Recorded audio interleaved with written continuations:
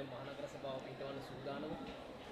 ඉතින් කොළඹ මහනගර සභාව අපි දිනන්න ඕනනේ. එකක් කොළඹ මහනගර සභාවේ ඡන්දදායක ජනතාව පැහැදිලිවම මාලිමාවට බලය පිහිටීම සඳහා බලයක් ලබා දීලා තියෙනවා. මාලිමාව තරඟ කරේ මාලිමාවේ ප්‍රතිපත්ති අපේ කණ්ඩායම ඉදිරිපත් කරලා. විපක්ෂය කියලා එකක් තරඟ කරේ නැහැ. ඒගොල්ලෝ වෙන වෙනම සජබ වෙනම අනිත් අය වෙනම UNP එක වෙනම පොහොට්ටුව වෙනම ඒගොල්ලෝ වෙන වෙනම තරඟ කරා වෙන වෙනම ප්‍රතිපත්ති වලින් වෙන වෙනම පුද්ගලයන්ගෙන් වෙන වෙනම වැඩපිළිවෙල වලින්. ඒතර ඒ කැමති අය ඒ පක්ෂවල ඡන්ද දීලා මාලිමාවට අඩු ප්‍රමාණයක් සභිකයෝ පත් කරලා තියෙනවා. නිසා මේ සභාව පිහිටවන්න කියලා ජනතාවට වරමක් ලබා දීලා තියෙනවා. එක.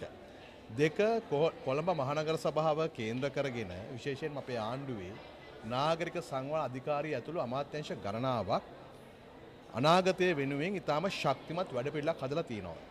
දේශීය අරමුදල් වගේම ජාත්‍යන්තර සහයෝගය සහිතව මේ වැඩපිළිවෙල ක්‍රියාත්මක කරන්න නම් අනිවාර්ය වශයෙන්ම ජනාධිපතිවරයා නියෝජනය කරන ආණ්ඩුව නියෝජනය කරන කණ්ඩායමට කොළඹ මහනගර සභාවේ බලය ලැබිය යුතුමයි. එහෙම වුණොත් තමයි කටයුතු පහසුවෙන් ස්මූත්ව කරගෙන යන්න පුළුවන්කම ලැබෙන්නේ.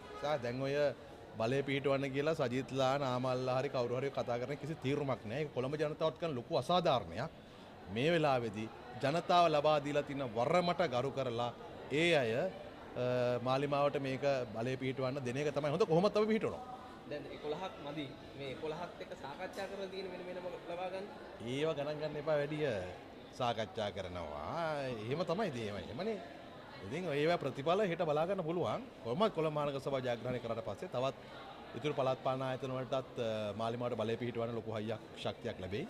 අපි එහෙම යනවා. අපි දැක්ක මේ සර්වජන බලය සාදීනව ඉඳලා ගොඩක් දුරට ආණ්ඩුවට ගොඩක් ප්‍රාදේශීය සභාවල මේ පිහිටවන්න හැකියාව ලැබුණා. මහනගර සභාවේදී කොළඹ මහනගර සභාවේදී කොහොමද ඒ කට්ටිය ඔබතුමාලා දීලා තියෙන පොරොන්දුව කොහොමද මේ සහයෝගය දෙනවා කිව්වද නැත්නම් සාදීනව ඉන්නවා කිව්වද? මට ඒක හරියටම මෙතන කියන්න බෑ. එහෙම කියන්න ඕනෙත් නෑ. මම හිතන්නේ එහෙම අපි කාත් එක්කද කතා කරලා තියෙන්නේ කවුද අපිට එකඟ වෙලා තියෙන්නේ කවුද නැත්te කවුද කියන එක හෙට බලා ගන්න පුළුවන් නේ.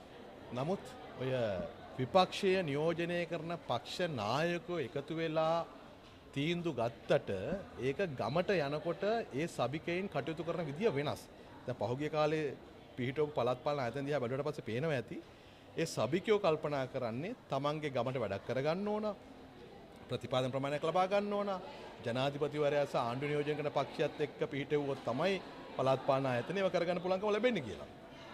ඒ අනුවනේ ඔය සජිත්ලා නාමල්ලා ඇතුළු කණ්ඩායම උඩ කතා කරපු දේවල් නෙමෙයි පළාත් පාලන සභිකයන් අතර සිද්ධ වෙන කෙනෙක් අපිට පේනවා. ඒ අය ඉදිරි වසර 4දී තමන්ගේ ගමට තමන්ගේ ජනතාවට තමන් ඡන්ද දීපු අයට වැඩක් කරගන්න මාලිමාවත් එක්ක එකතු වෙලා බොහෝ තැන්වල සභා පිහිටවනවා.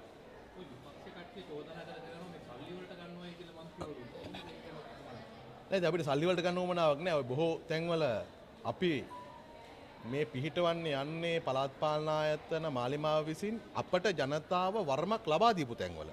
එතන නොවී තියෙන එකම දේ තමයි එකවර 150ක් ලබා දීලා නැහැ.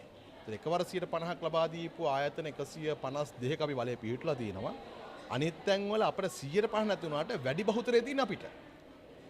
සමහර තැන්වල සමගි ජන බලවේගයේ අපේ മന്ത്രി දුර සංඛ්‍යාව සමානයි.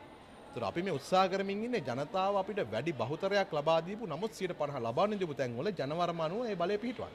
සමගි ජන බලවේගය කියන්නේ දැන් හල්මුල්ල ප්‍රාදේශීය සභාවෙම සමගි ජන බලවේගයේ මන්ත්‍රීවරුත් මේ ගිහිල්ලා ආණ්ඩුවට සහයෝගය දීලා කියලා. ඒ කියන්නේ සල්ලි දීලා ගත්තද? එහෙමයි. ගම හදන්න නම් මන්ත්‍රීවරු එකතු කරගන්න පුළුවන්. හැබැයි කෙනෙක් සභාපති කරගන්න, තව කෙනෙක් උපසභාපති කරගන්න, තනතුරු බෙදන්න අවුරුද්දකට ඔයා ඊළඟ අවුරුද්දේ අරයා ඊළඟ අවුරුද්දේ අහවලා ඊළඟ අවුරුද්දේ අහවලා අවුරුදු 4න් පස්සේ සභාව තව තිබ්බොත් අහවලා කියලා තනතුරු බෙදා ගන්න පමණක් සාකච්ඡා කිරීමේ ප්‍රතිඵලය තමයි රහස් ඡන්දයකදී අර තමන්ගේ ගමට වැඩ කරගන්න තියෙන උවමනාව උඩට එන එක. ඒ කියන්නේ මේ හෙට දිනේ ෂුවර් රායබර්සට ආරම්භ. ෂුවර්. ඕක ඉතින් කලබල වෙන්න දෙයක් නැහැ.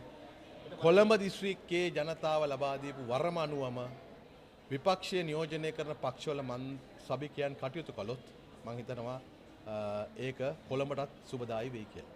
ඒ වගේම මම අපි දැක්කර ඊ යනවා මාධ්‍යමේ ඖෂධ හිඟයක් සම්බන්ධව ඒකේ මොකද සත්‍යතාවය පොඩ්ඩක් බලන්න.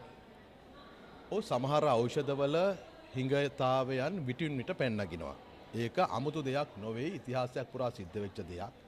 ඇත්තරම මම දන්නේ සජිත් ප්‍රේමදාස විපක්ෂ නායකවරයා හැටියට ඒක කියලා මොකද්ද මාධ්‍යෙන් ලබා ගන්න උත්සාහ කරන ප්‍රසිද්ධිය කියලා.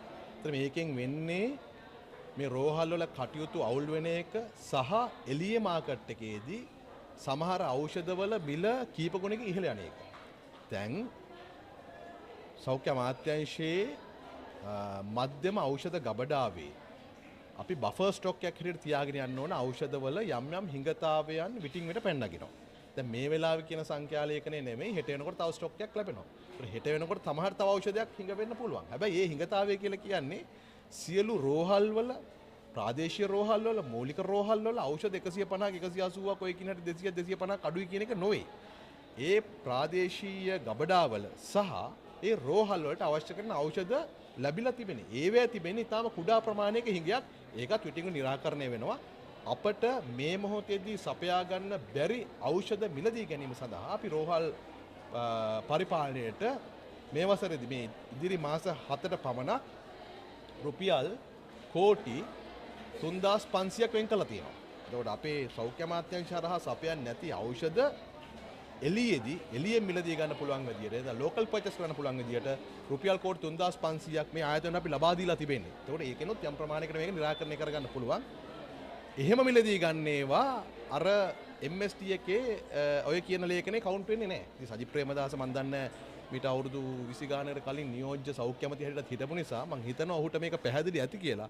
ඔහු මගෙන් පාර්ලිමේන්තුවේත් විශේෂ ප්‍රකාශයක් කරලා ඇහුවා මේ සම්බන්ධයෙන්. හැබැයි එතනදී නම් ඔය කිසිම ප්‍රශ්නයක් මගෙන් ඇහුවේ නැහැ. අතුරු ප්‍රශ්න මොකක්වත් ඇහුවේ නැහැ. ඒකට මං හිතනවා මගේ පිළිතුර අනුව ඔහු ඒක තීරුම් ගන්න ඇති කියලා.